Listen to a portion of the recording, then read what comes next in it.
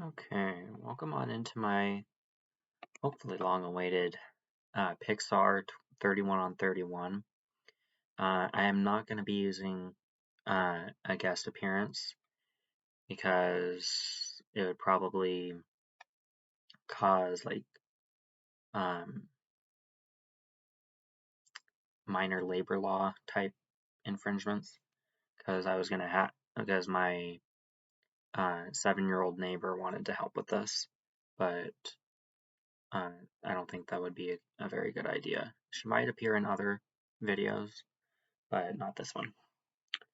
So first off, I'm going to just show the titles that'll be included here. And there are a few that I don't have the cases for, but I do have in my collection. So I have a Word doc off to the side, right over here. I'm literally pointing it right now, poking it. So that is there for referencing purposes for me. But and there's two that I don't have at all on here as well. So the ones I don't have cases for are Monsters Inc., Toy Story 1 through 3, and the original Incredibles. I do have those movies, as you remember from my collection videos. I just don't have the cases for them. And then the two of them that came to mind that I don't have at all are Soul and Luca. So those will be included in this because they are in the Pixar franchise and or Disney, because there are some other Disney properties that I'm going to be talking about. But I'm just going to show everything first. So we have the Blu-ray of Cruella right here.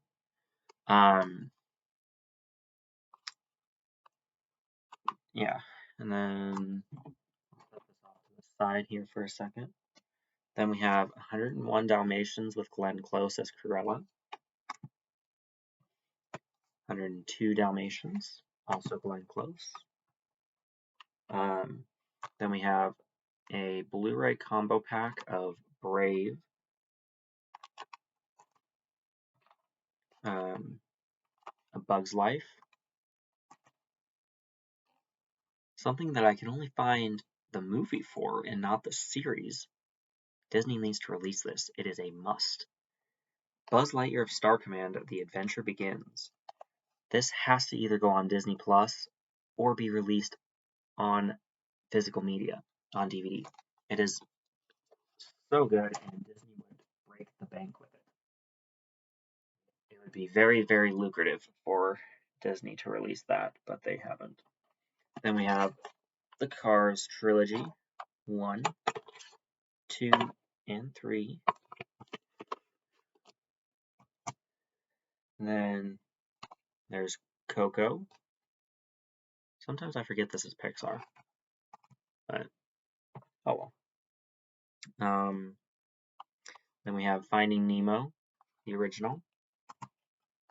Finding Dory. This one's a little sticky on the back because I removed that sticker from it, and it was sticky before that also because I had to rinse like Pepsi or Dr.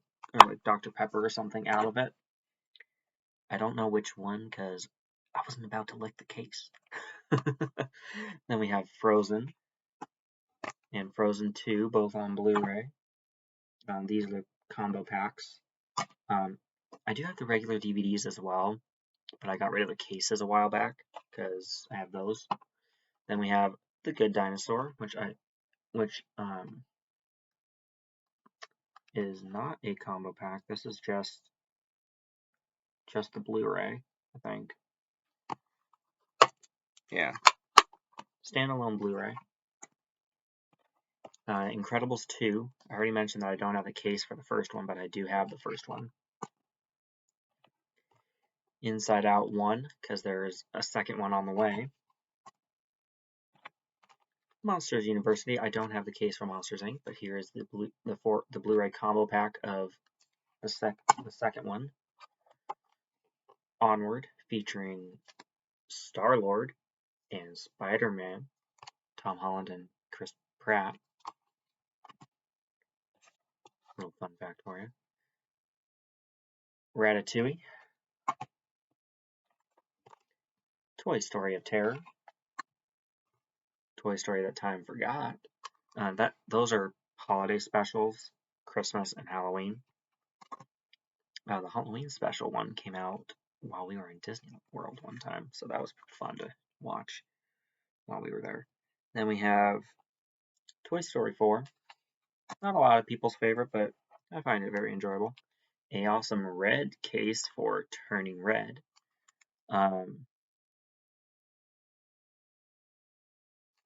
Yeah, we'll talk about these a little bit more in just a few minutes. And then we have WALL-E and a regular DVD of Lightyear. Okay, so now that I've shown those, like I said, there are some that I don't have that are on the screen over there. I don't think they'll show up in the video, but I could be wrong. But there is some that I don't have. I probably missed a few as well because just with Pixar, there's 26 movies. So I've probably missed a few more than just these 5. If I have 21 of them, for the cases and or owning them, period, then I haven't missed any. But I'm not sure, to be perfectly honest. So into the ranking portion here.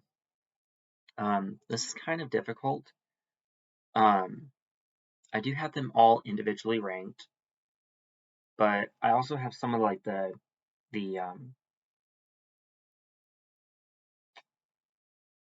multiple film collections rated or ranked. I mean, so I'm gonna do that first. I think just like I did with my Halloween 31 on 31.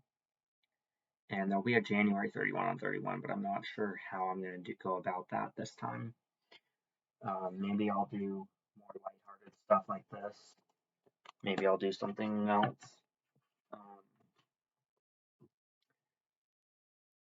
For these 3, Cruella and the 2 Dalmatian movies, for these ones, I'd probably go, let's see, 3rd place, 2nd place, and 1st place. The reason this one's in 1st place is because I like candy, cake, cookies, that sort of thing, junk food, I guess, a lot. And in the end of this, Cruella gets turned into a cake. So that's hilarious, and it's cake. So I do like this one for the end, or for it ending with Cruella and a cake. This one, just because I put it in 3rd place doesn't mean I don't like it. It's a good origins type story or a good retelling, I should say. And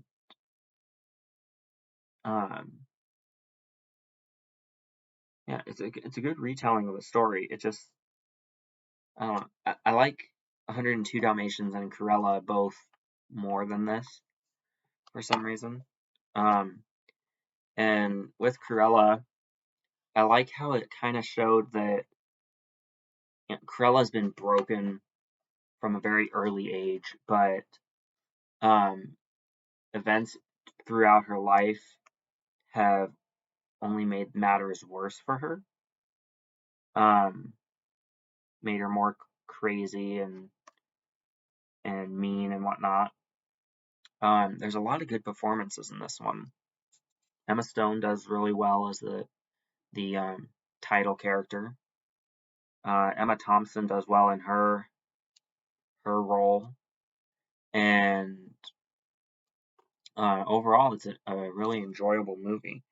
It's a jump from the other four movies in the franchise being G to this one's PG-13, but it works. It's not a detriment to it. Um,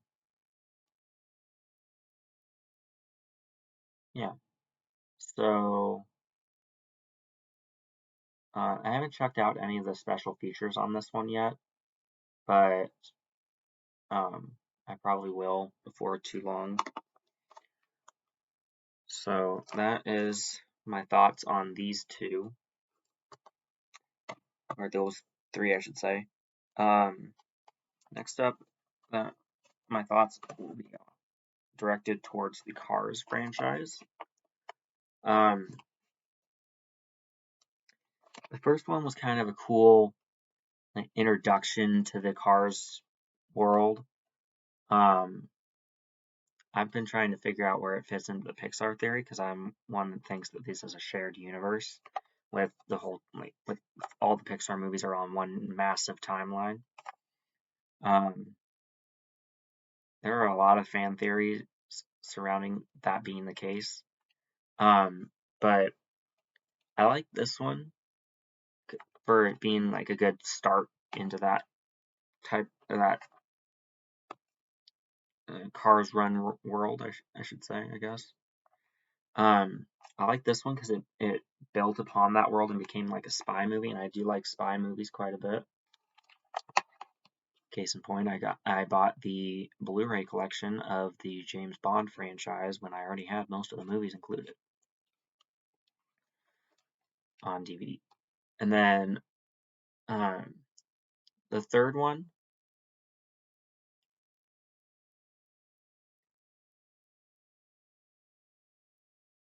huh? The third one was kind of a nice little bookend until Cars on the Road came out, the little Cars miniseries thing. It's really a miniseries that they're only like 5-minute episodes, but that was kind of fun. This is a good bookend for the franchise until that premiered. But um, I like the world building that goes on in these, and it's pretty enjoyable stuff. Not gonna lie, it is very enjoyable. Next, we'll talk about Finding Nemo and Finding Dory. I do like Finding Nemo more because it's more classic, and I grew up watching this one. Yeah, I do like all the Pixar shorts, but I didn't include those here because that would have taken the place of the 101 Dalmatian franchise, live action franchise. And then Finding Nemo,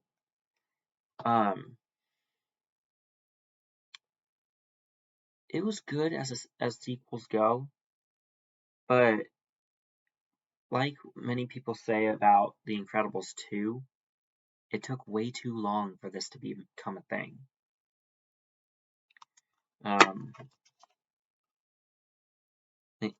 I enjoy it for what it is. Is this the direction I would have taken the storyline after the events of this one? Yeah, I would have gone where Dory, with her memory problems, gets lost and needs to be found. So I like that aspect of it, where it's like, yeah, take the most forgetful fish in the world and make it so that she gets lost and therefore needs to be found. I did like that aspect of it, honestly. It was enjoyable for me. But there were a couple of moments where I was like, why are you doing that? That doesn't make any sense given where this one took us. I would have liked to see the dentist character and what was his niece or something that was abusive towards fish. I would have liked to see them return and be like, "Hey, we don't like you. We're gonna try and we're gonna try and get back at you for all the horrible things that you both have done, or that she's done at least, the little girl, because she was not very nice to fish at all. She would shake the bag. Um, she would just like shake the bag that they're in and cause who knows what kind of trauma to the fish. I don't like that. The next franchise we're going to talk about here is Frozen. Um,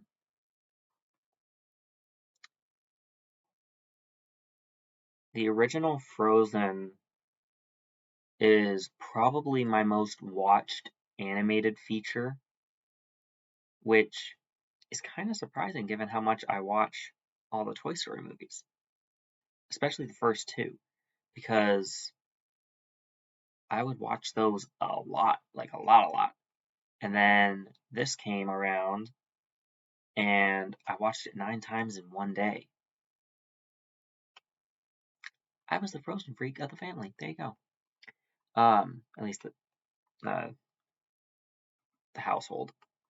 Because my cousin Kylie also really loved Frozen, but I didn't know that at the time.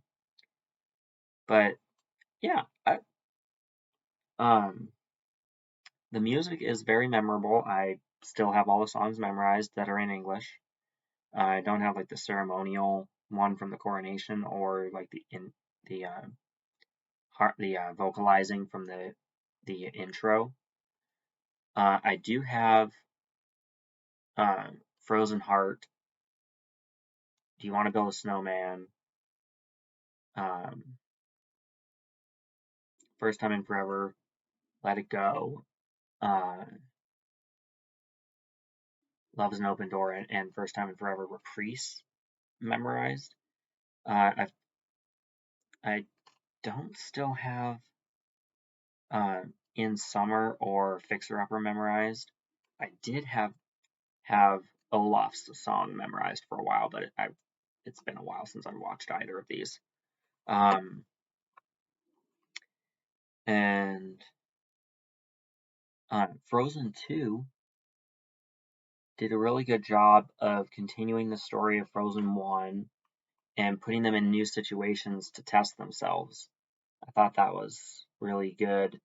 And the songs aren't as memorable, but there are some really good songs in here, like Into the Unknown, Show Yourself, The Next Right Thing.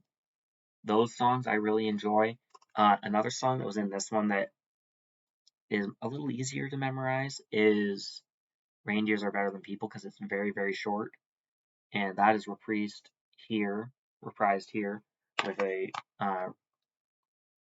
Reindeers Are Better Than People reprise.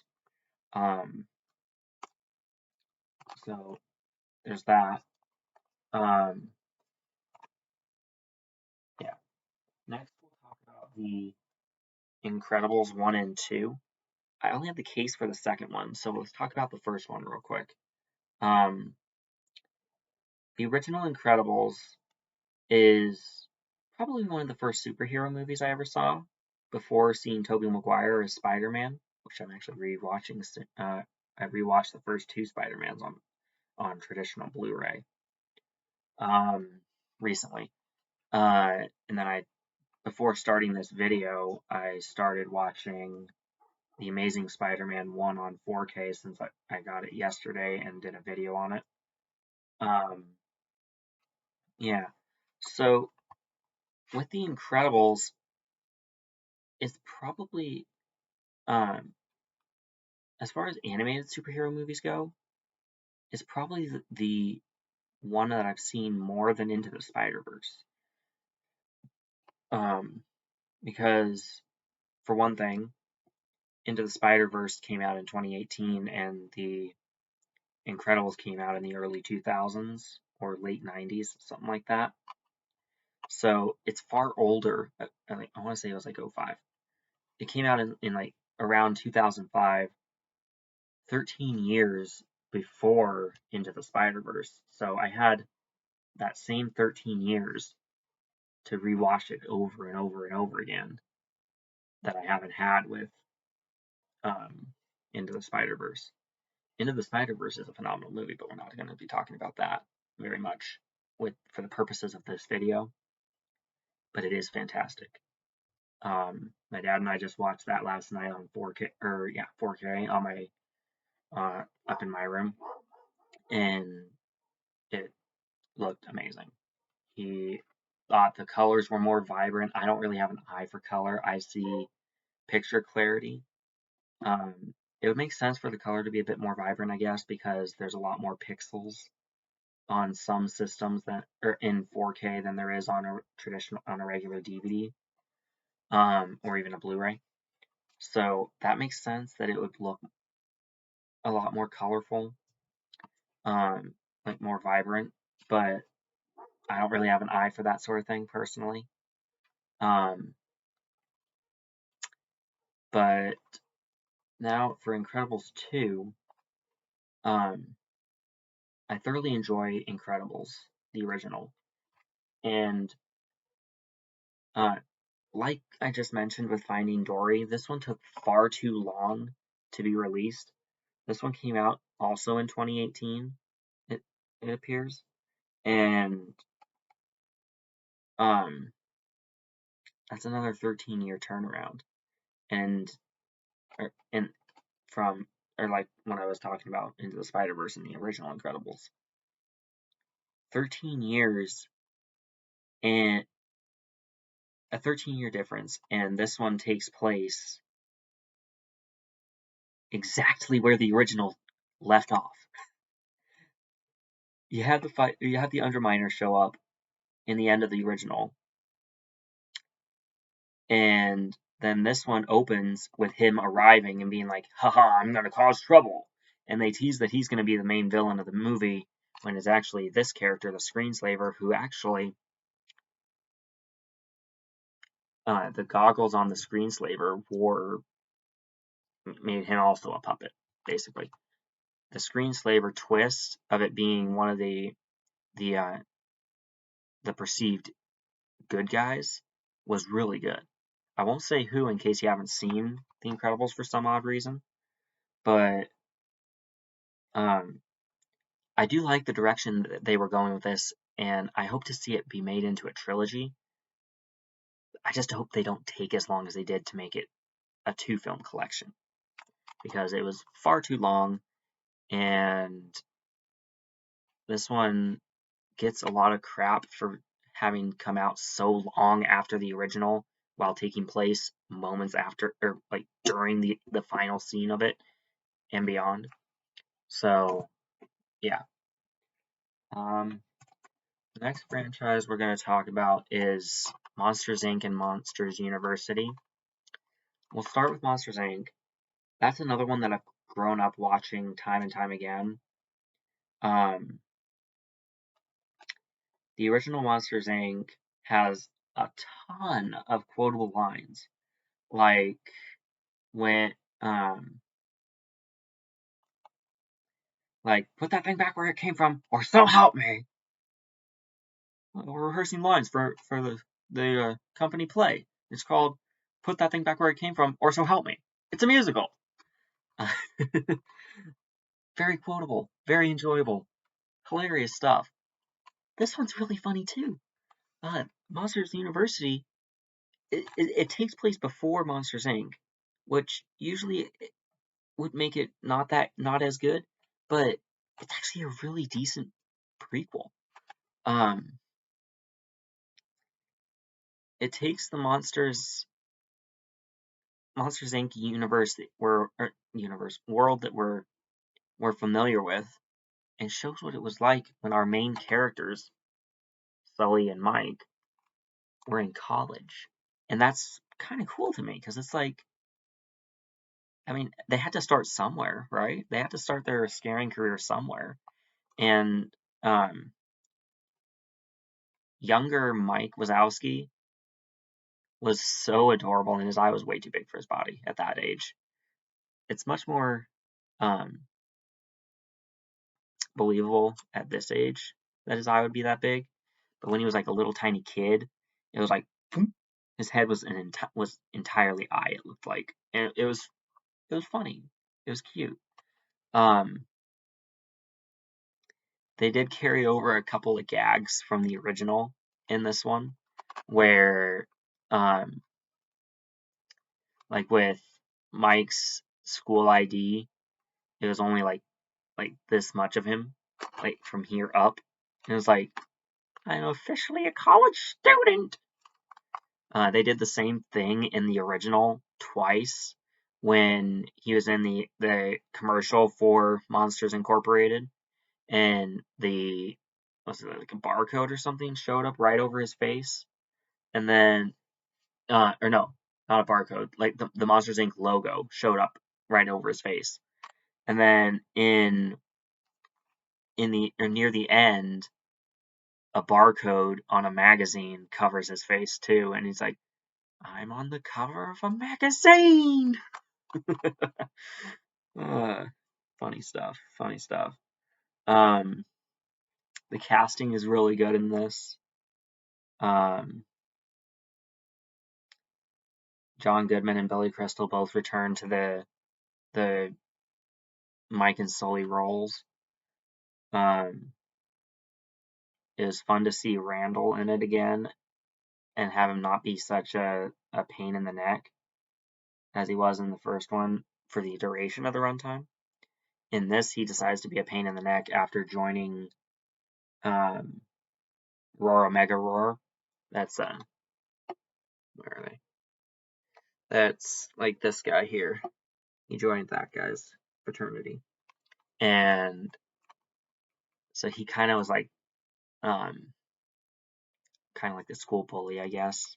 That's not really the right word to use, but that's the kind of vibe it gave off. And um, yeah, I thought that this one was a really good like precursor to the events of Monsters Inc. And it explained why the Abominable Snowman got banished. Don't tamper with the mail. That's a crime punishable by banishment.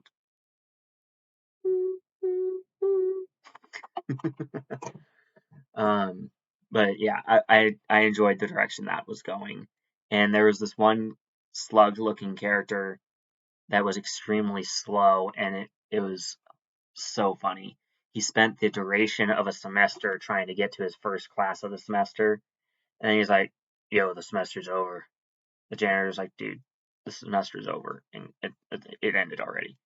And he's like, "Oh man, well, time to get home." It goes like maybe a mile every 6 hours or something like that. It was funny. Yeah, it was funny. Next, we're going to talk about Toy Story slash Buzz Lightyear. Um, Now, like I said, I don't have the cases for Toy Stories 1, 2, and 3, but we are going to be talking about those. Um, but let's see.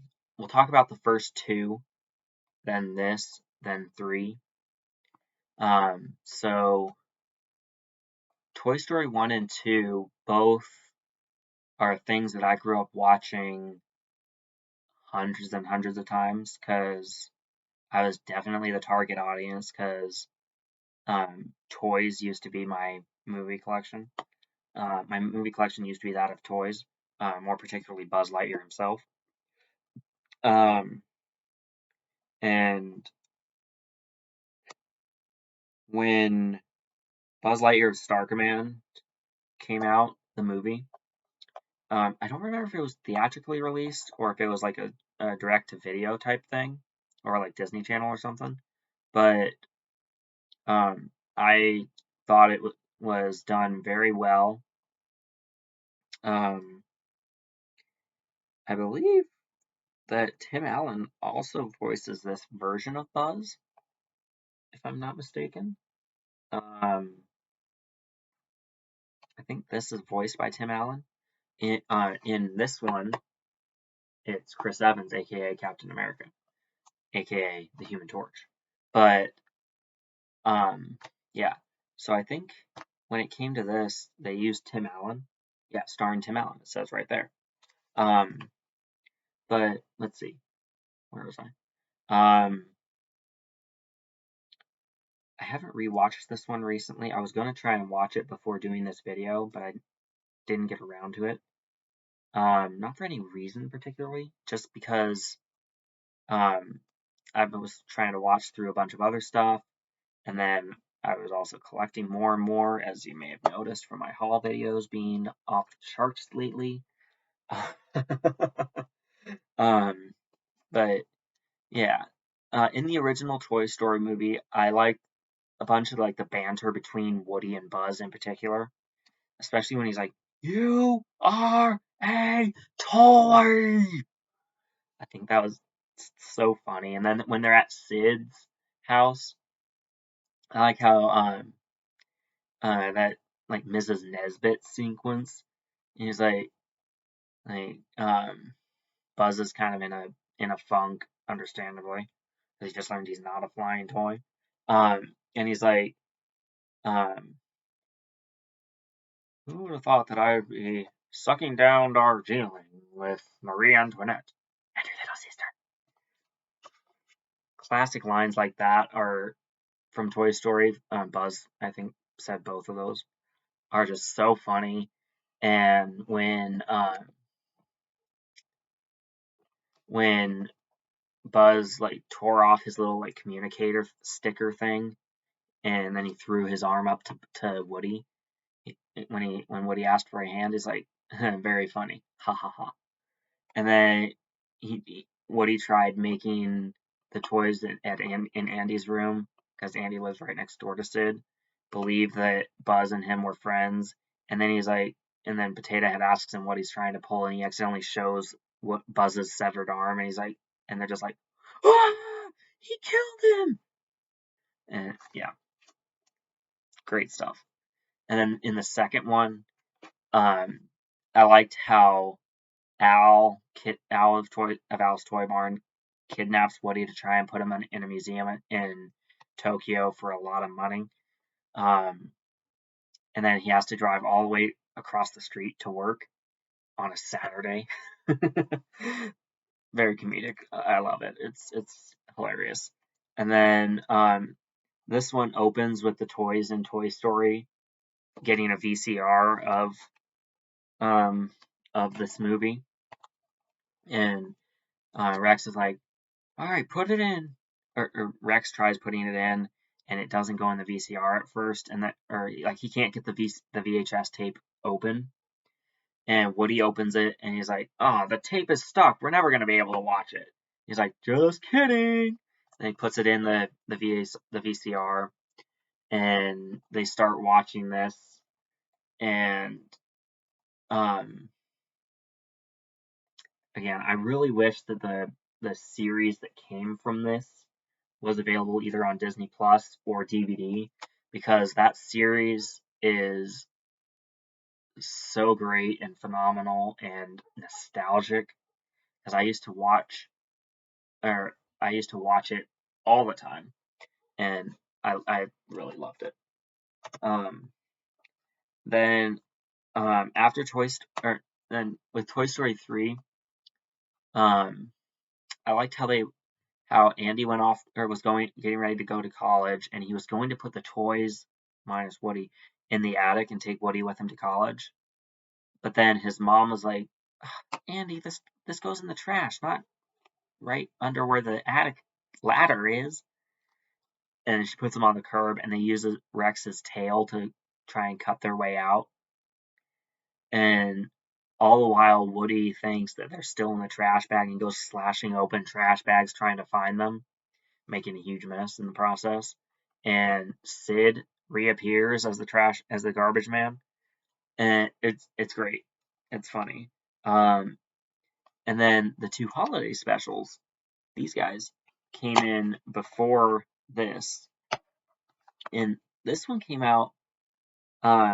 I want to say while we were in Disney World or Disneyland on one of our family vacations, and um, and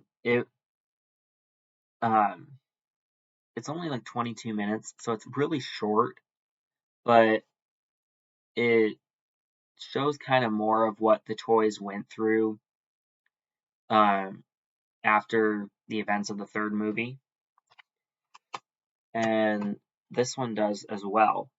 This one is probably their first Christmas with their new kid Bonnie, and um, oops, that goes in the wrong place. That's in the wrong place. And they meet a bunch of dinosaur themed toys, like that are dinosaur warriors, like this guy, and a bunch of crazy stuff starts happening. Um, and it's just kind of a fun holiday special. Um, and then Toy Story 4 is kind of like a road trip Toy Story variant where Bonnie makes herself a new toy, Porky, which was probably just an excuse to make more toys, honestly. But funny character. Um, funny character with that is just like convinced in the beginning that he's just trash because he's made up of trash. Like popsicle stick broken in half, a bunch of like glue or clay or something, a spork, and some of the like the um, felt wiring type thing, and some googly eyes. So it's kind of understandable why he thinks he's trash because he's literally made up of trash. But over the course of the movie, Woody is able to convince him that he's actually a new toy that Bonnie loves and wants to like play with and have fun with. And along the way, we get reintroduced to Bo Peep and like the Duck and Bunny here. Um, Duckles and Mr. Bunny, I think, is what their names are. And then Duke Kaboom, the motorcycle guy up in the top of the screen there. Um, and it's set uh, for a good part of the runtime. It's kind of set in like a carnival type atmosphere or like an antique store as well as an RV. Um, and I like the directions they were going with this movie. I'd be interested to see where it goes after this if they were to make a Toy Story 5, but I'm not like holding my breath like, oh, they're gonna make it. It's gonna be great. If they do make it, I'm sure it will be pretty good. I'm just not like super anticipating it, like expecting it, I guess. And then let's see. Uh, this year or last year, whenever this movie was released on Disney Plus, it took me by surprise.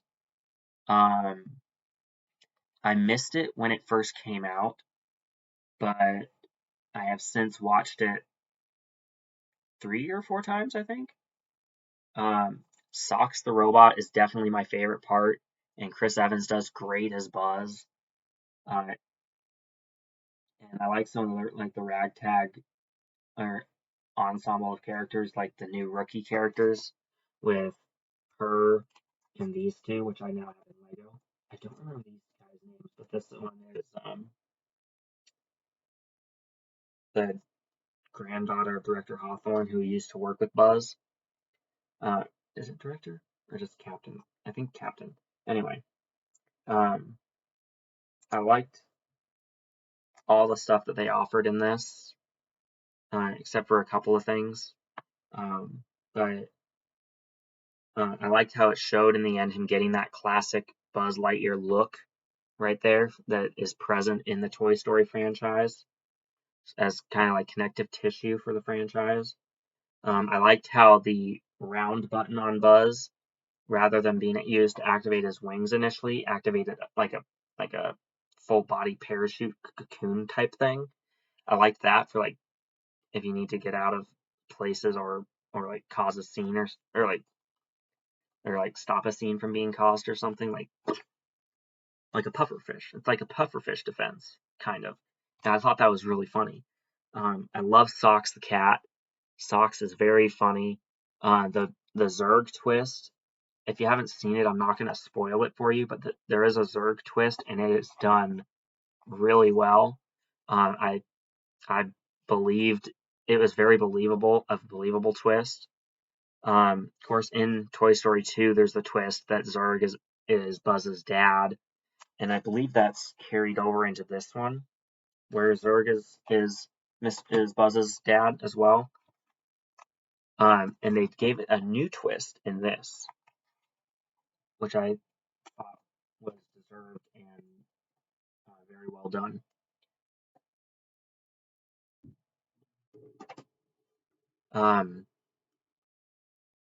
I'm probably going to go ahead and put Lightyear and the 3 Toy Story movies that I have the cases for under B for Buzz, or vice versa, put the rest of them under T for Toy Story.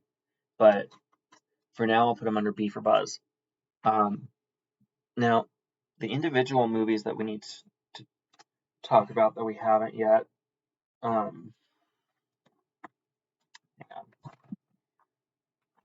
be as follows.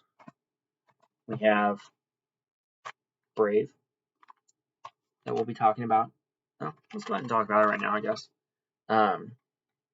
So with Brave, it's set in like not ancient Scotland, but like a much older version of Scotland. That it's not like, oh hey, they're in Scotland today. Stonehenge is there. Okay, so we had kind of a brief intermission because I needed to grab the charging cord here. But we were talking about Brave. It takes place in kind of like maybe like 1500s Scotland. Looks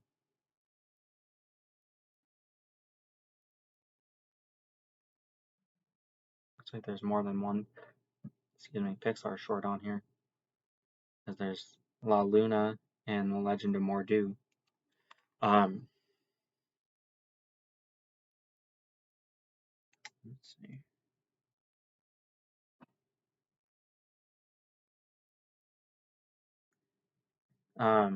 I really liked this movie. It's kind of a princess movie inside of a Pixar universe, but I think it works. I think it works just fine. So I don't really have any problems with it.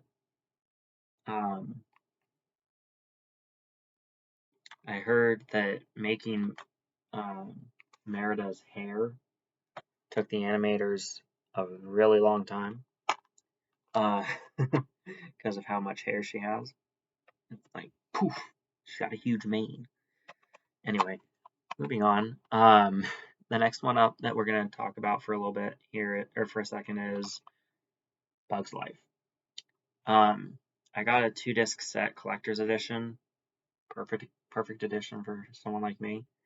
I would like to upgrade it to Blu-ray with the rest of the Pixar movies. Other than this one does not have a Blu-ray. I was lucky to find this.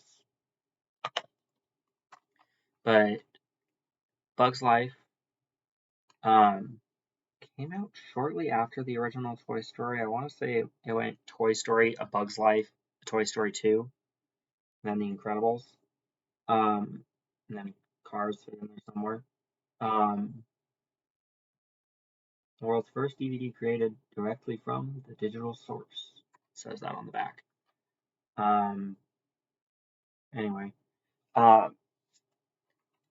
I liked how in the blooper reel for Toy Story 2, I think Flick and the caterpillar guy were like, "Oh, I can't believe you convinced the studio to make a Bug's Life 2." And he's like, "Oh, it's a true movie, but it's not a Bug's Life 2." I thought that was funny. But I liked this movie. I started watching a DreamWorks animation movie called Ants. I never finished it because um, other things got in the way. But I liked the direction they were kind of going with that. It wasn't A Bug's Life. It wasn't anywhere near as good as A Bug's Life, but it was kind of like a DreamWorks version of A Bug's Life in a way, and I thought it was kind of cool for what they were going for. Um, then next up we got that we're going to talk about. Obviously, I'm going alphabetically. Uh, Next up we got Coco. Um, it's about an aspiring young musician kid, um, Miguel, who's holding the guitar there, trying to find his ancestors and get to interact with them a bit. And um, and his family's not very supportive of his musical aspirations because in the past, um, music has been a source of only like real like profound pain for his family. And so they're like, no, you can't be a musician. It's cursed. It's not a good thing to do, type thing. And he's kind of like fighting against it. And then he thinks that there's this musician guy that is a relative of his, when it actually ends up being this guy here. I don't remember this character's name. Looks like maybe Hector. Yeah, Hector. I think Hector ends up being his actual relative instead of who he thought it was, who the guitar belonged to. And he ends up convincing his family that music can help heal a bunch of the turmoil they've been going through, and it's kind of cool for that uh, in that respect, because like music can heal what we've been experiencing here. Um, yeah, and we already talked about The Incredibles, so we're not going to do that one again. But Inside Out, um, I think the little girl in this, Riley, is really cute. I think her emotions here with sadness, disgust, like what is it, fear, anger, and sadness, or joy. I mean, um, I think it's really cool that they were like, here's what's going on inside a human head, and it's like, and this is what's happening. I look forward to Inside Out too, because this one kind of left off with the main character Riley, or the main girl, human element Riley, becoming a teenager.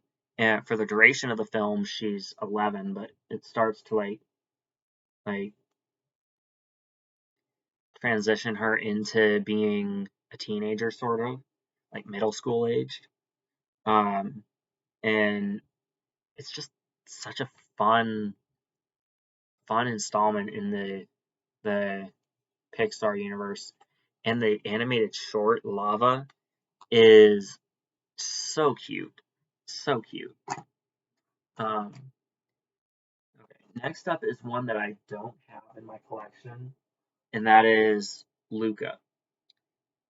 Luca is kind of a fish out of water type story, literally, because Luca himself is a fish creature, a sea creature, and he goes on to dry land and meets another sea creature kid that's hiding on land that doesn't really have anyone. He's kind of like an orphan, and it it gives me kind of like Little Mermaid vibes a little bit because um, like Ariel, Luca really wants to just experience the surface world, and in both franchises, the parent figure, in this case, it's Luca's mom, and in Little Mermaid, it's King Triton, but both parental characters strictly forbid their children from going up to the surface and living on land or experiencing land life. Where Luca differs from Little Mermaid is um, Luca didn't need like a magic potion to become human like Ariel did. Although that whole potion become human thing works really well for Ariel, and it gives us a great song in Poor Unfortunate Souls. But in Luca, as soon as whatever type of sea creature he is goes on dry land, he has kind of like a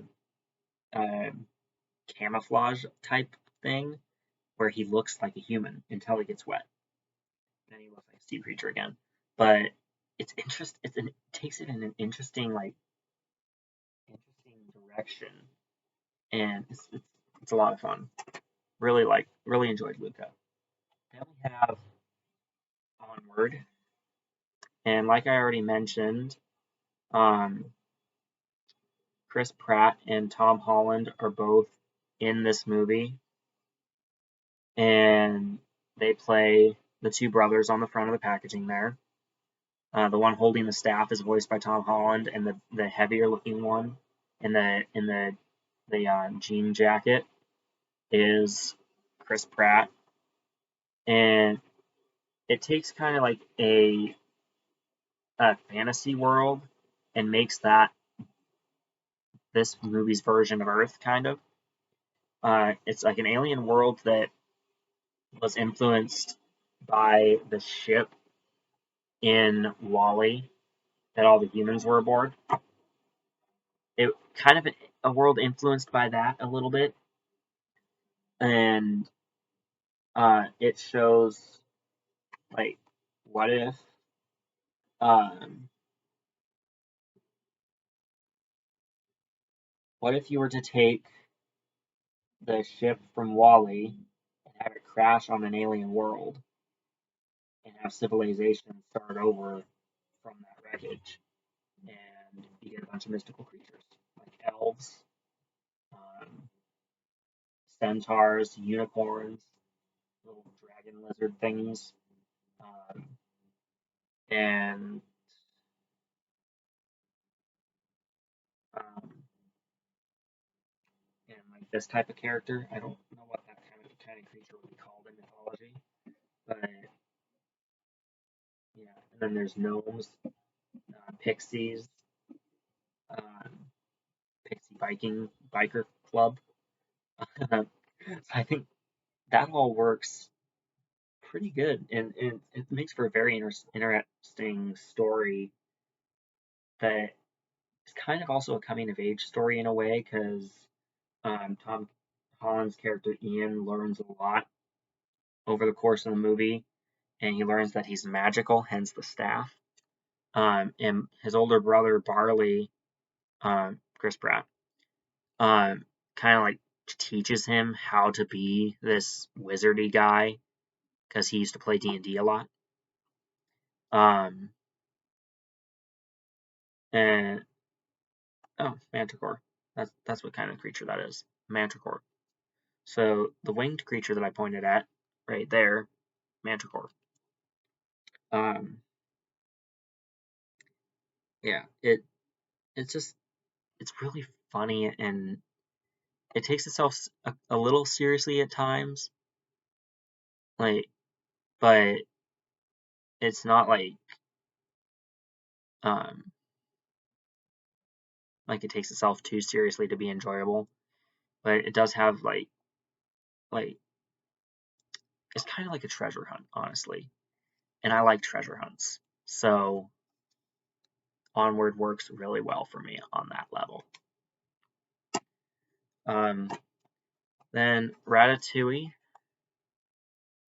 introduces us to another interesting Pixar duo with the rat Remy and Linguini here, who ends up being Chef Gusteau's son, and Gusteau has his own restaurant. And I'm not going to explain the whole plot of the movie because I feel like that's been done already by several YouTubers.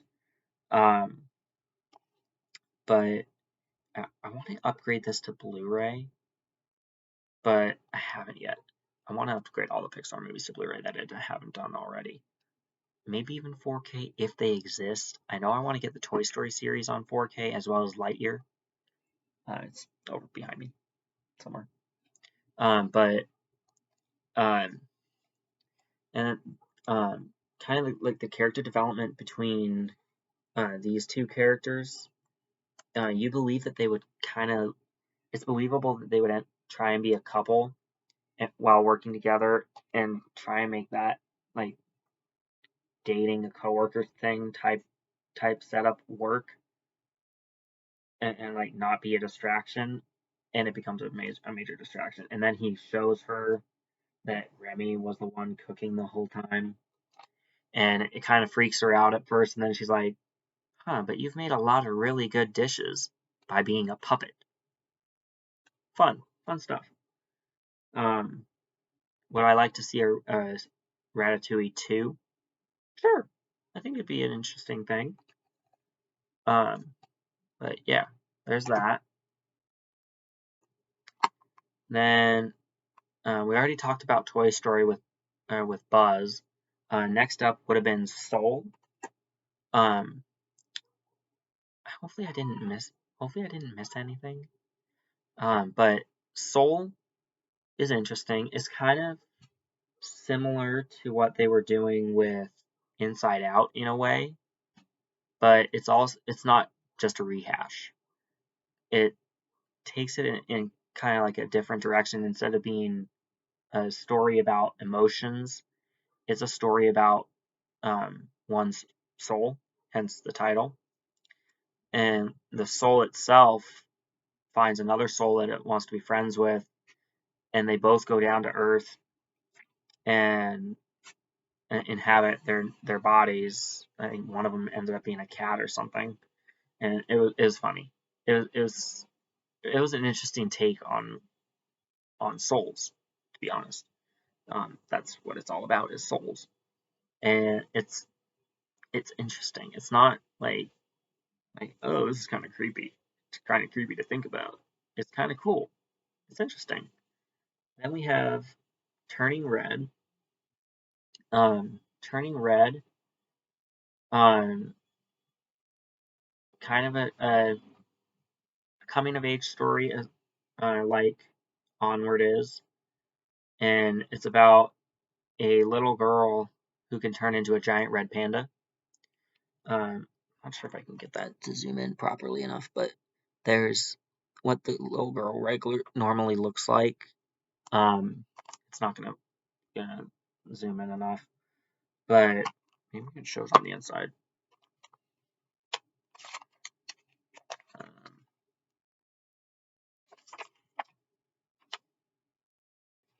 don't need that. Don't need that. Okay, well this little insert has what she looks like. She's the redhead right there. Um, Originally she had black hair, but when she discovered her powers, her hair turned red to go with the red panda theme, I guess. Um, but I think it's really, really funny, and I think um, that it's kind of also like a teenage rebellion story in a way, because um, what's the character's name? Mei Lee. Mei Lee. She wants to try and be her own person. Like, and let's be honest, who doesn't want to be their own person? But in doing so, she discovers her powers, turning into the red panda, and it freaks her out.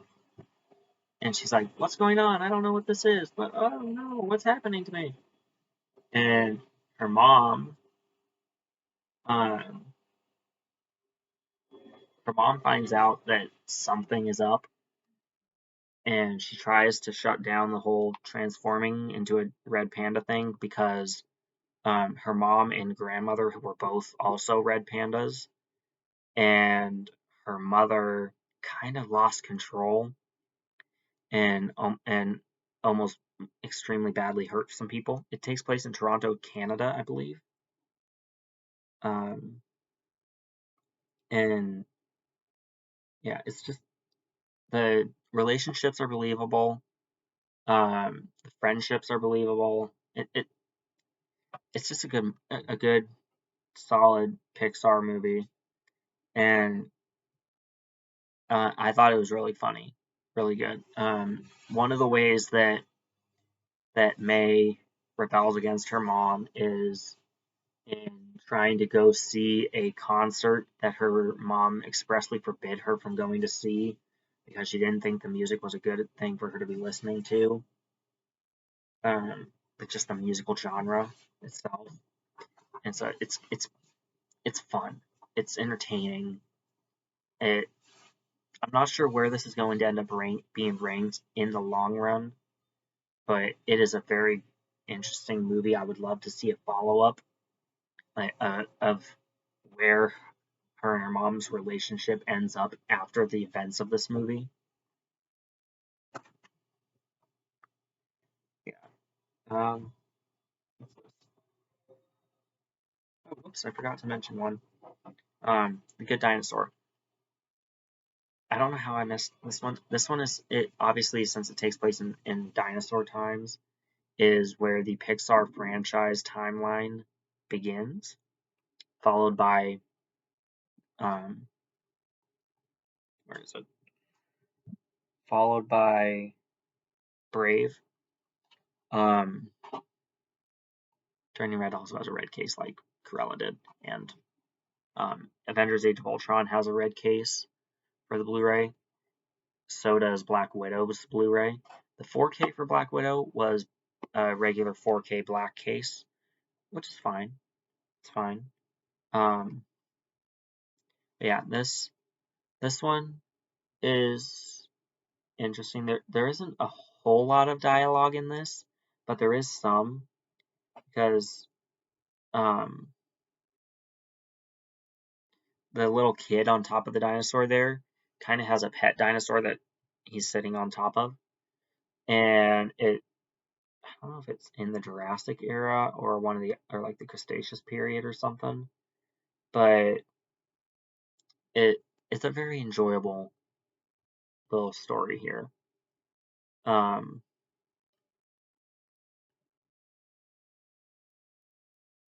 yeah, I really enjoyed it. It's cute. It what can I say?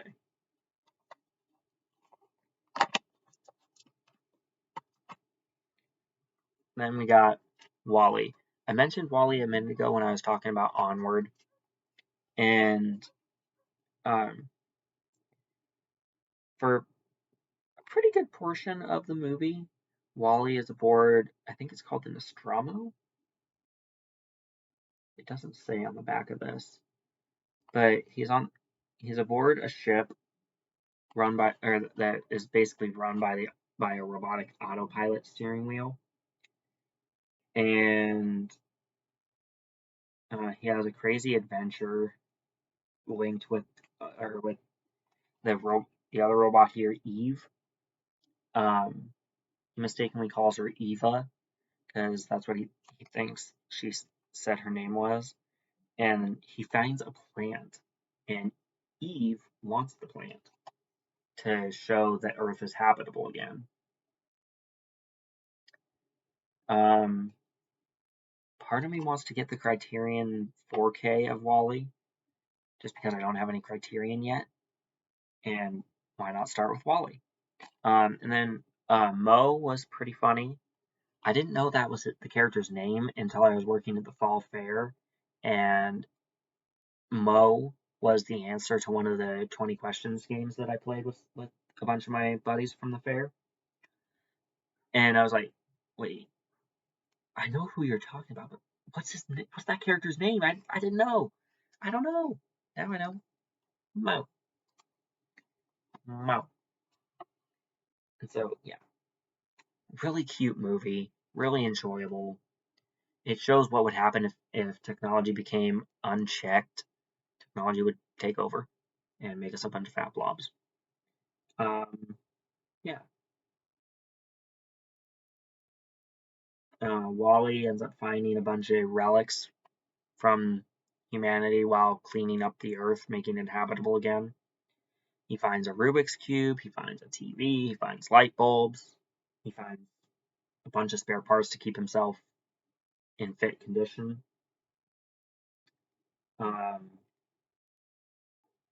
Yeah. So, an hour in, I just finished talking about each individual movies and ranked toys or the 101 Dalmatian stuff already. So now I'm gonna rank the other multiple entrance franchises.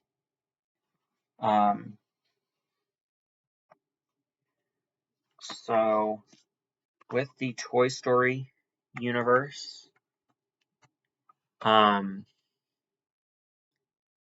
in last place is Toy Story 3 because it got very dark and depressing. Then let's see, how many Toy Story movies are there? There's 1, 2, 3, 4 of Terror, That Time Forgot, Buzz Lightyear, Star Command, and Lightyear. So that one is in 8th place. In 7th is Toy Story 4. In 6th is Toy Story That Time Forgot. In 5th is Toy Story of Terror. In 4th is Lightyear. I do like where they were going with Lightyear. I just want to see more of that version of Buzz going forward. In the top 3 for that franchise is Buzz Lightyear of Star Command in number 3. Like I keep saying, I wish that the show was available either on DVD or Disney Plus. With all the Buzz Lightyear content currently on Disney Plus, with all the Toy Story movies and Lightyear, it's just a natural step in progression and towards, or like the next logical step is to include Buzz Lightyear of Star Command, The Adventure Begins, as well as the series associated with it.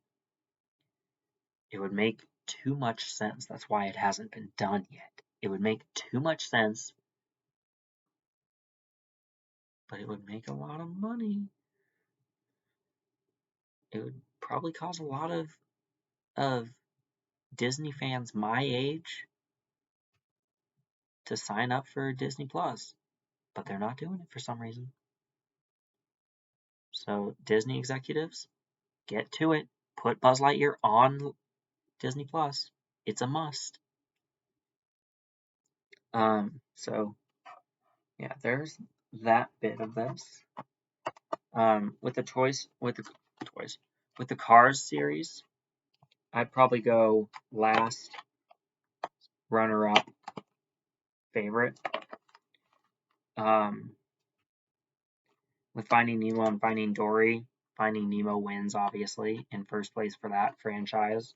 Frozen 1, Frozen 2, the original Frozen wins, first place. Monsters, Inc., Monsters University. Monsters, Inc. is better, but Monsters University is still thoroughly enjoyable. Yeah. But ranking them all together in one giant collaboration mess here. Not really a mess, but you know what I mean. One super video for a 31 on 31, because that's what we're going for. Here we got, let's see, in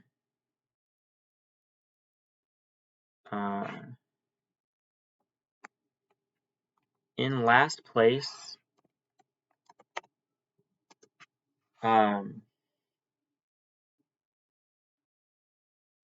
let's see. For last place, just because there's not more to the franchise yet, I'm probably going to say WALL-E is in last. Not because it's not enjoyable. It is. It really is. I want to know more. I want to know more. And there isn't more yet. In 30th place would probably be Brave.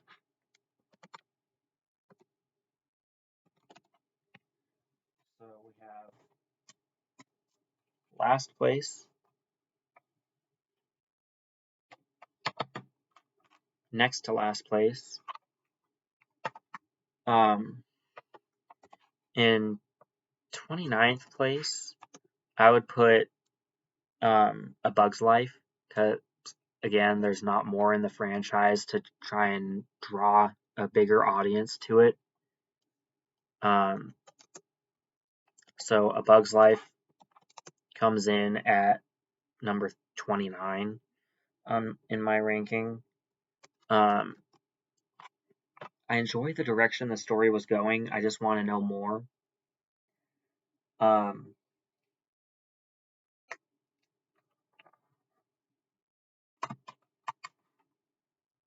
Next up is 101 Dalmatians with Glenn Close in 28th place here.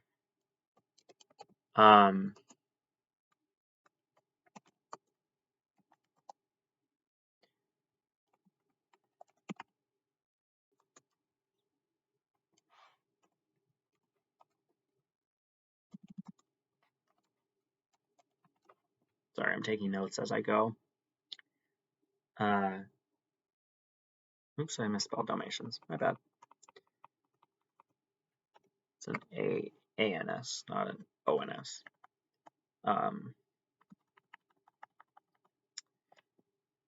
And then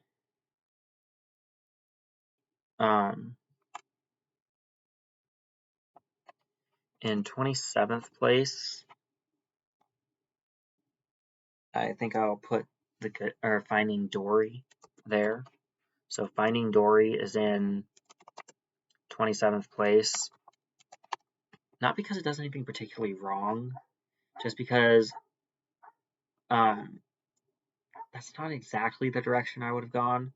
Yes, I would have had Dory end up getting lost with her memory issues, but I wouldn't have gone the same directions that Pixar did in doing that. In 26th place is Coco. Again, I liked where they were going with that, and like with A Bug's Life and WALL-E, I just want to know more about that franchise, and there isn't anything to date so far, and so that's kind of a detriment to it.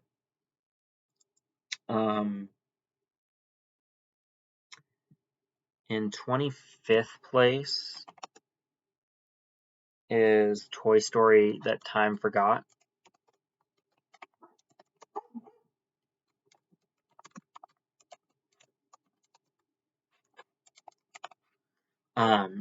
Because for one thing, it's super short. It's only 22 minutes, just like Toy Story Terror, which is the next thing we're going to talk about here. It's so short that it leaves you wanting more, just like for a longer runtime that isn't present. Now, it's a holiday special, so it's forgivable that it's on the shorter side. It's not like a Pixar short, like really short, like 2-minute, 3-minute rank, or like runtime, but it definitely needed to be longer. Have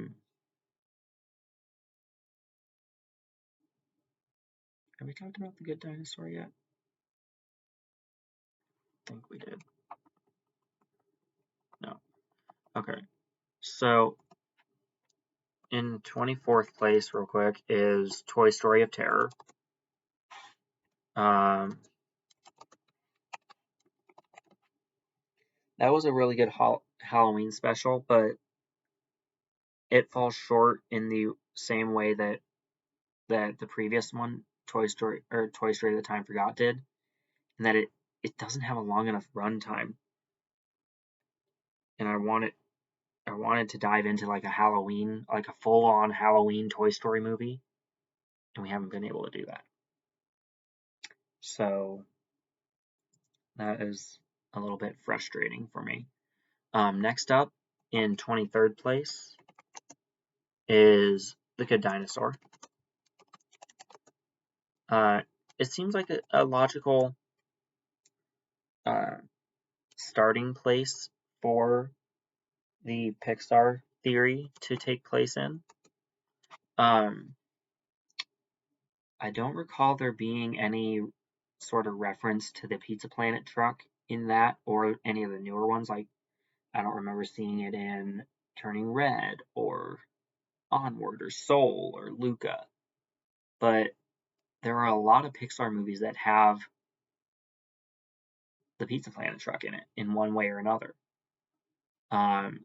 Obviously, it plays its biggest role in the first two Toy Story movies because they introduce it in the original Toy Story, and then they use it to try and rescue Woody in Toy Story 2 at the end.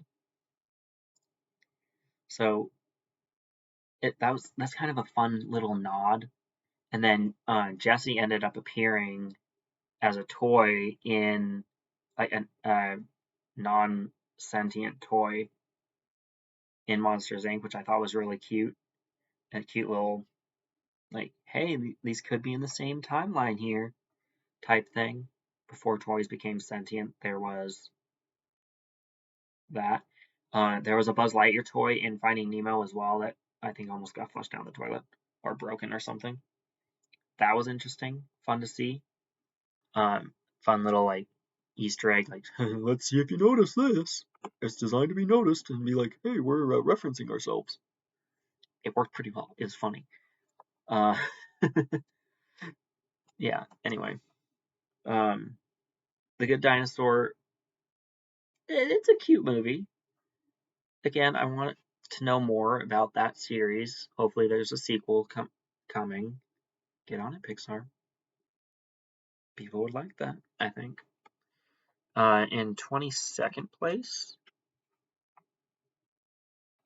is Cruella.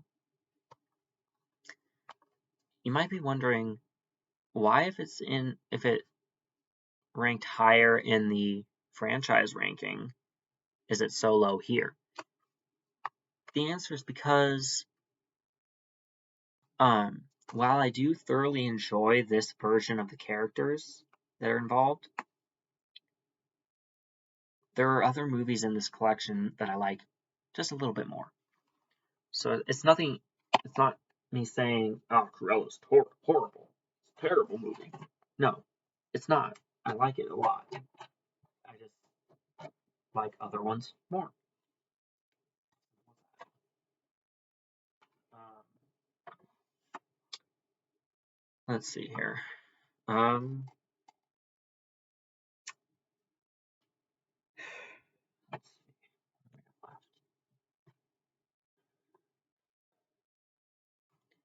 yes. Next up, I'm going to put Ratatouille in 22nd place. Or no, Cruella. In 21st place will be um, Ratatouille.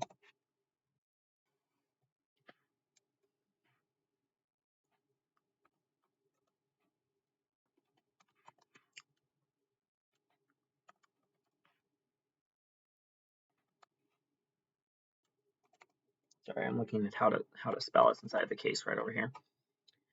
I have the case right here off camera. Because Ratatouille is not something I regularly spell. I'm not the best speller, honestly. So there's that. Yeah.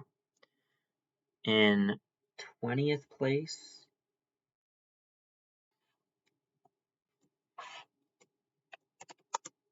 I'm going to say Incredibles 2.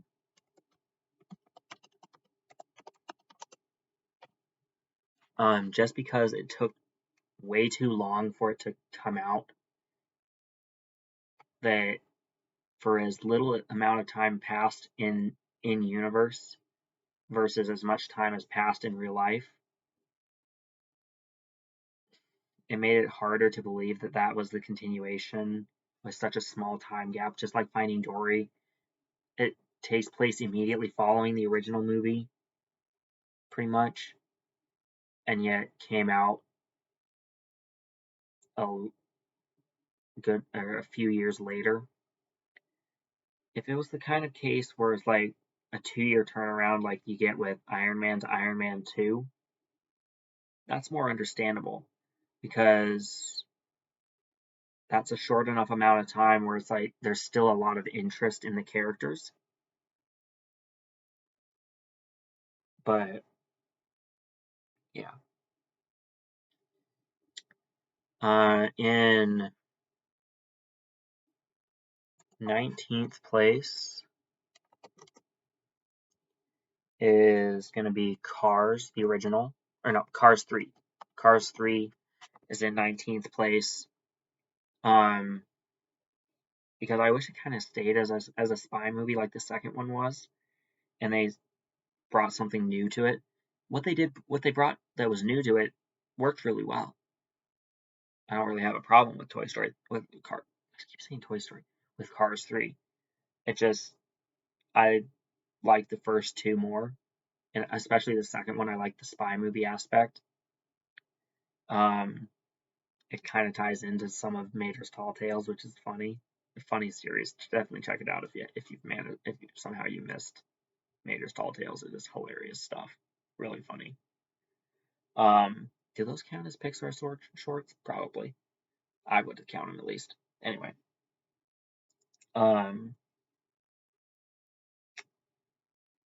Then in 18th place, I'm going to put Cars 2.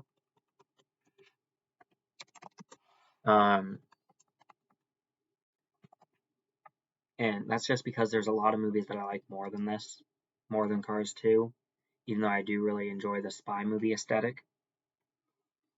One such movie that I like more is number 17, Monsters University.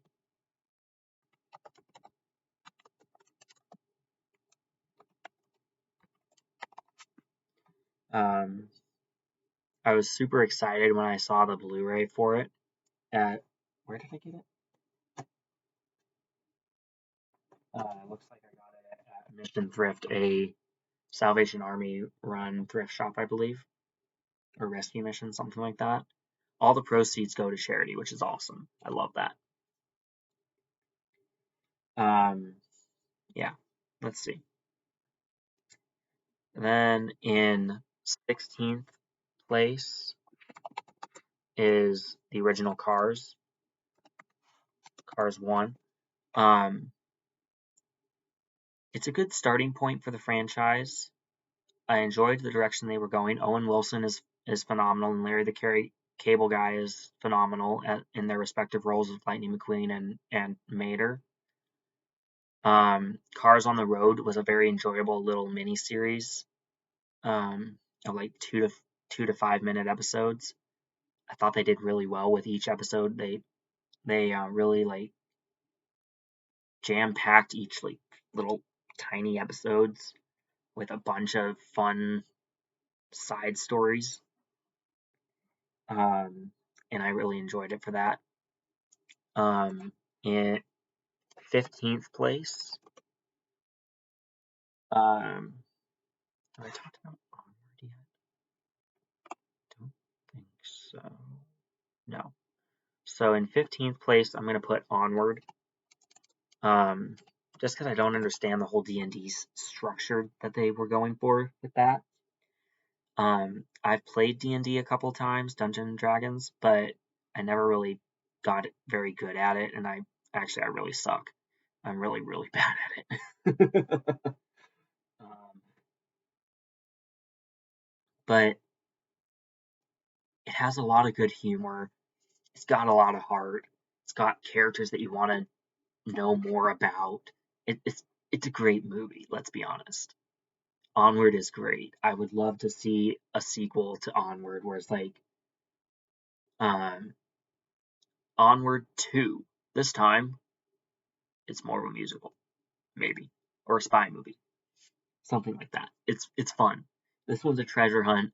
Let's see them do the next one as like a mystery or something. That would be so cool. Yeah. Let's see here. In 14th place, I'm gonna put um, Turning Red, I guess. It did have some pretty awkward and touchy subjects, um, like exploring the the female puberty cycle. Really awkward stuff. Strange direction to go. Um, but a fun, lovable story all the same. Just has a few awkward moments.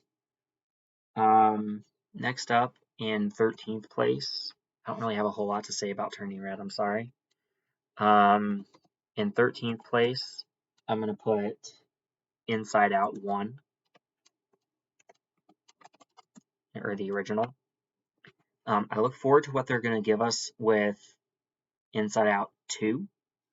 And I love the direction that the first one was going, so I have really high aspirations for what they're going to be able to accomplish with the second one.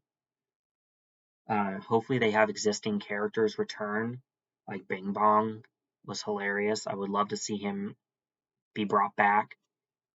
Of course, the other emotions as well, very entertaining. Anger was probably my favorite one because I loved how he blew his top a few times and they were able to break glass with it. It was awesome. Really cool stuff. I liked how they kind of dove deep into like memory systems and personality islands, where it's like, here's where the fun side of our personality goes. Here's the family island. Here's all these different things. I really liked all that. That was really cool, and like how memories were stored in kind of like a giant maze of shelves, like a library almost. That was really funny, really entertaining. Um, yeah. In 12th place, I'm gonna put Finding Nemo. Um, it's quotable, it's funny, it's kind of serious while being lighthearted at the same time. Of course, the banner with anything involving Dory was hilarious because she's such an airhead and like has short-term memory loss. So while trying to help Nemo's dad, I think Marlin is his name. While trying to help Marlin, she is repeatedly forgetting who he is and kind of like, why are you following me? Why are you following me? Oh my gosh, I don't know who you are. Oh yeah, that's right. You're a friend of mine. Never mind. Who are you? So I think that's really funny, and they build on that in Finding Dory too. It's over there, not here. My bad. But it's interesting. It's funny.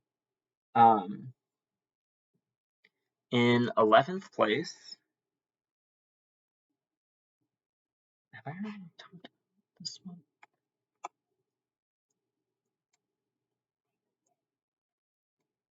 No. Okay. In 11th place is going to be Toy Story 3. Um, Now, like I mentioned, it is a really dark and kind of depressing movie, which makes me surprised that it's made it this high up on the list. Um, but I still thoroughly enjoy it. It's still really good. It's so dark and like both the lighting and the tone of the movie is dark. It's like if Toy Story became a Batman movie, that kind of dark aesthetic from Batman seeps into this. And it's like, why? Why so dark, bro? Um, then in our top 10 is going to be Toy Story 4. Um,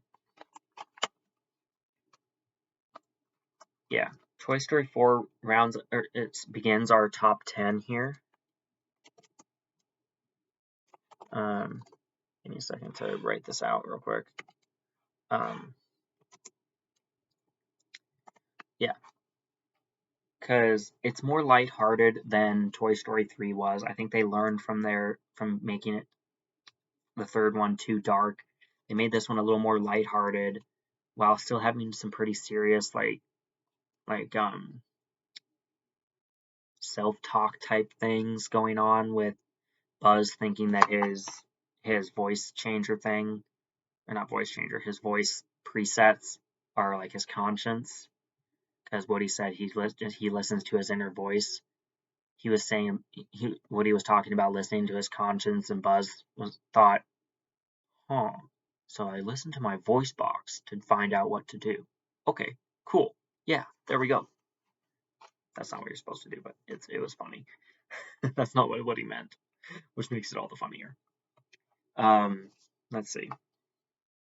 Then in ninth place, this one might surprise you guys because it was in first place earlier, but in uh, in ninth place, I'm gonna put 102 Dalmatians.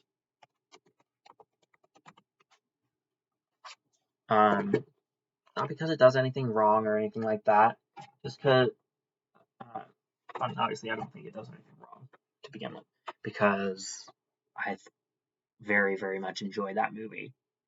But again, there's movies I like more on this list that we haven't gotten to yet. And this is where it's going to start getting pretty hard.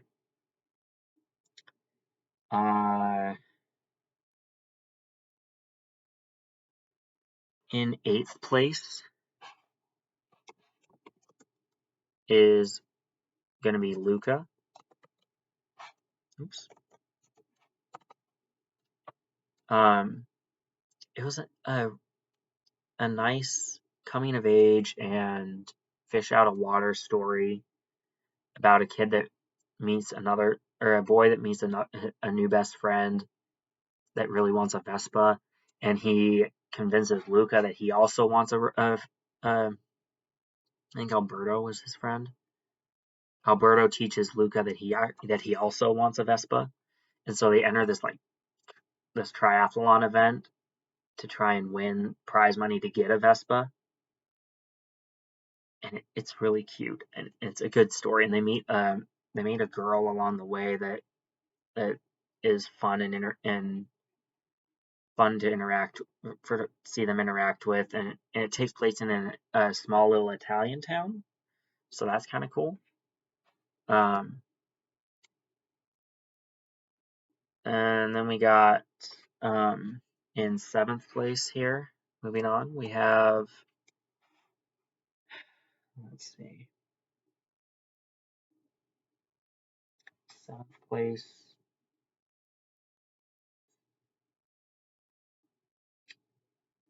Seventh place is going to be kind of hard for me because I do really enjoy the movie and I'd rather put it in my top three, but in seventh place is Frozen 2.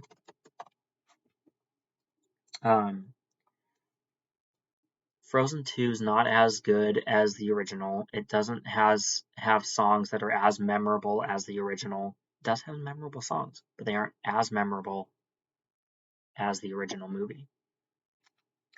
I like the direction that the relationship between Kristoff and Anna goes. How Kristoff wants to propose, but he's so socially awkward like Anna is that it doesn't quite work out, and I don't think he ever actually is able to propose to her until like the very end. I like the direction they took Elsa, having her kind of try and discover more about why she has her powers and where she got them from.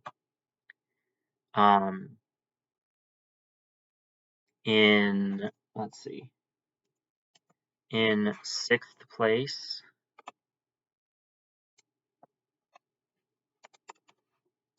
is Lightyear.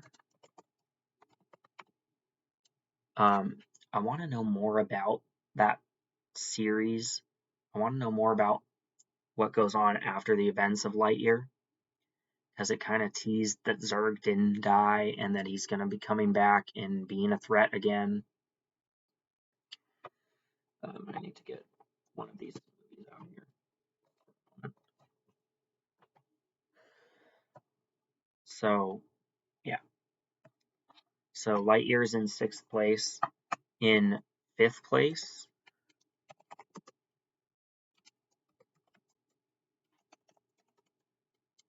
is Buzz Lightyear of Star Command.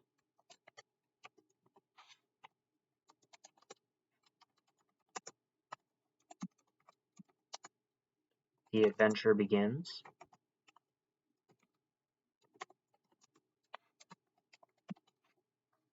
Is this one. Because I have a ton of nostalgia for that, as well as the first 2 Toy Story movies. I used to always ask Buzz when we would go to Disneyland, when's Toy Story 3 coming out? When's Toy Story 3 coming out? And then he would just kind of go like, I can't. I'm not a talking character. I don't know. I don't know, man. I don't know, man. Sorry. Don't hate me. I don't know. And it was funny. In let's see, do we have 4 movies left to talk about? Really?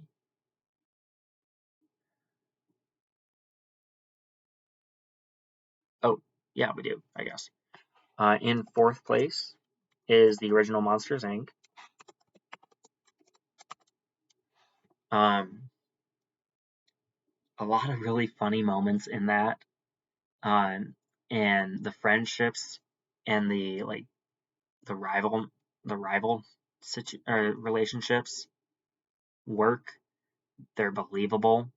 The relationship between Celia and Mike Wazowski is it feels um, believable and earned. Like it feels natural, I would say. Um, and it creates some really funny dialogue moments. Um, and I think that in itself works pretty well and is funny. Um, then in 3rd place is Toy Story 2. That might be a surprise. Maybe it is, maybe it isn't. Toy Story 2 is in 3rd place. Oops. In 3rd place. Not because it does anything wrong. It doesn't. It builds on on what you like about the first movie and puts a new like a new twist on it, introducing a bunch of fun new characters in Jessie, Stinky Pete, Barb or Tour Guide Barbie, Zurg, um, Bullseye. It introduces a bunch of new characters. Al of Al's Toy Barn, the guy that was playing chess with himself in one of the Pixar shorts. It, it it's funny. It works. It's a great movie. I put it in 3rd place because there are 2 movies that I like more than Toy Story 2, and 1st place and 2nd place are probably going to shock the crap out of you. Uh, but our runner-up is the original Toy Story. Um,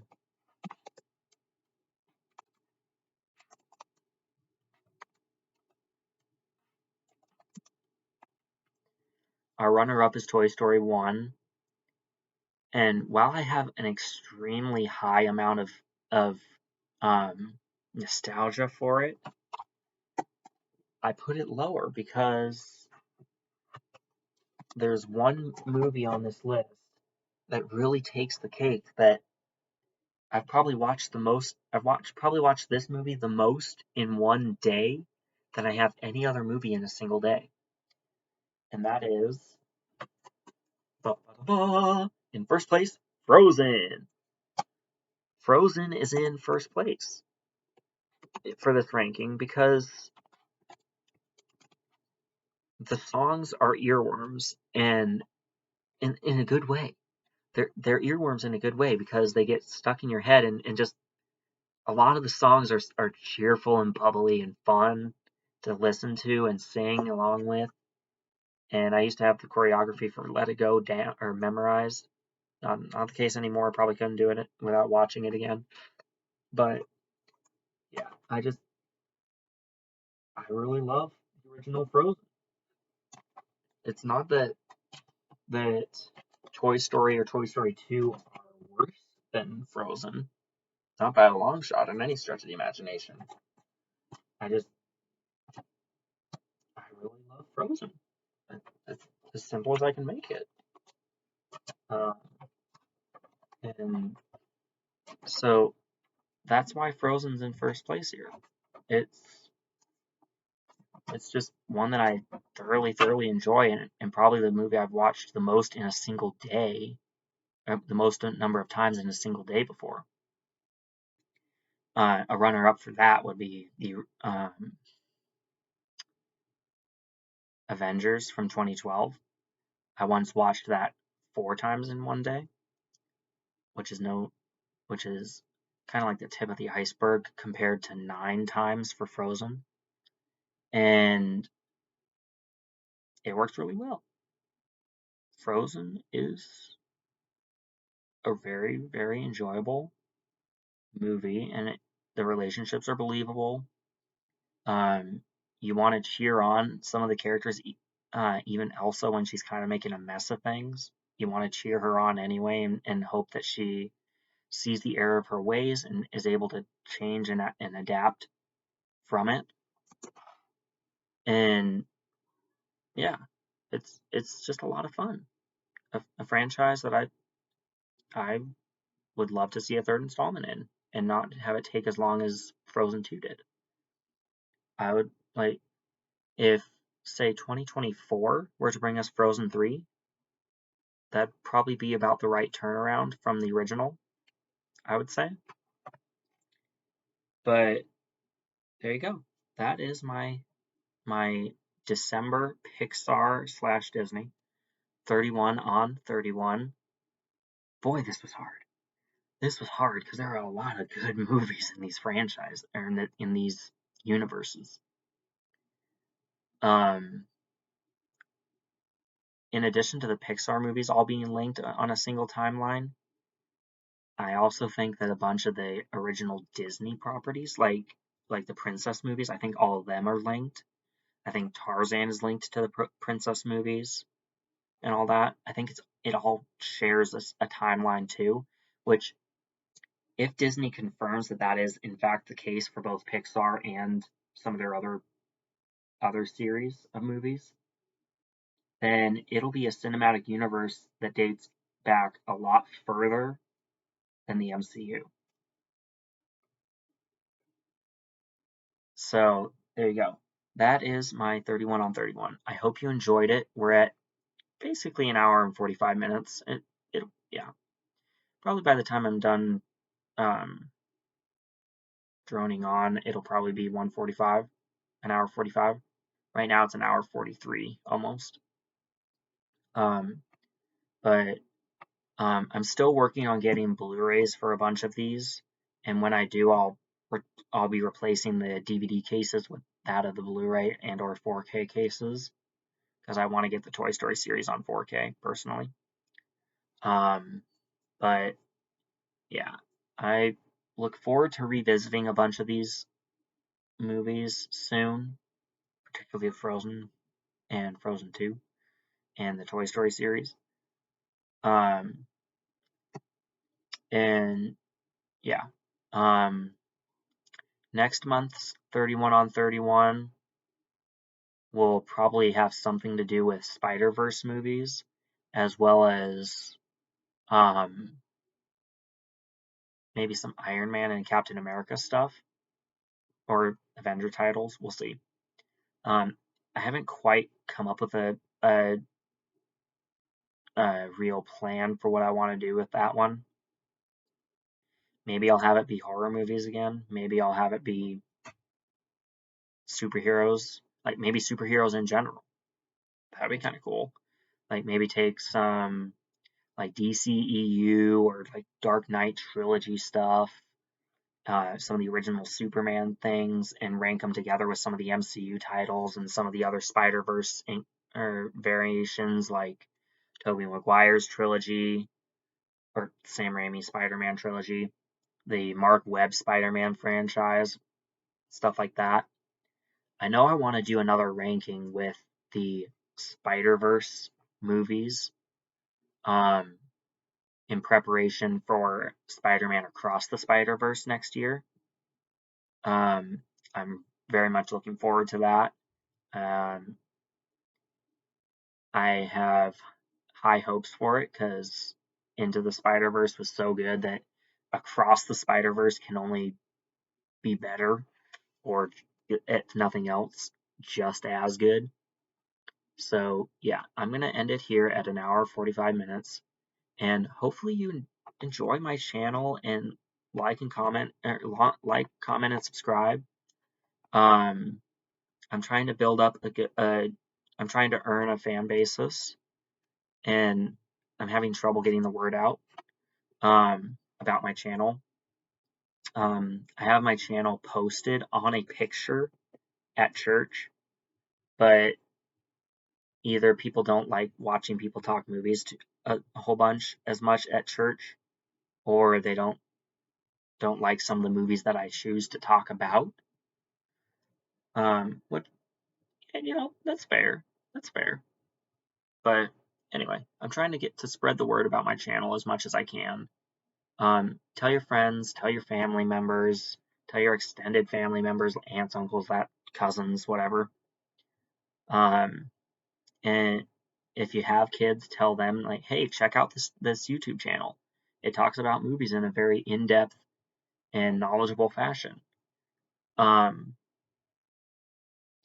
At some point in the near future, I will be doing another Never Seen It series with these guys, and whatever else I end up getting in between now and then. If I've never seen it before, we'll be talking about it. My next Never Seen series might deal exclusively with movies that have haunting in the title, like The Haunting, Haunting in Texas, Haunting in Connecticut's 1 and 2, Haunting in Georgia, Hauntings in America, those types of things. Haunting Hour, the R.L. Stine Haunting Hour movie, that'll probably be included in that. Same with the Eddie Murphy Haunted Mansion movie.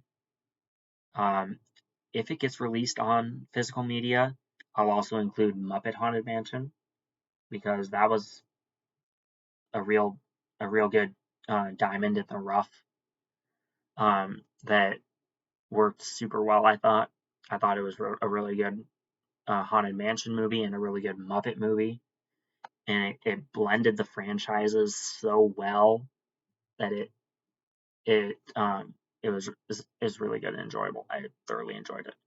But I'm just rambling. I'm gonna call it quits right here, and hope you have a good last day of 2022. And I will check back in with my channel with now weekly videos in 2023. So hope you have a happy new year, and I kind of want to end this with one more quote that I should have done on Christmas. And it comes from Home Alone, both 1 and 2. Well, parts of it are used in 1, but the line that I'm actually going to be using is in the second one, I believe. And that's when Kevin McAllister is playing back a movie that he was watching, where one of the characters pulls out a Tommy gun and is like, and he starts shooting. It's like, "Merry Christmas, you filthy animal, and a Happy New Year." I think that's really funny. So Happy New Year to you. Stay safe. Keep talking movies. Keep checking in on my videos and Sean Chandler's and Canadian Lad, Cosmic Wonder, Movies for Sue, or Movies and Sue. Check out their content as well if you like what you see here. And I will check back with you after the new year. Happy New Year, everyone.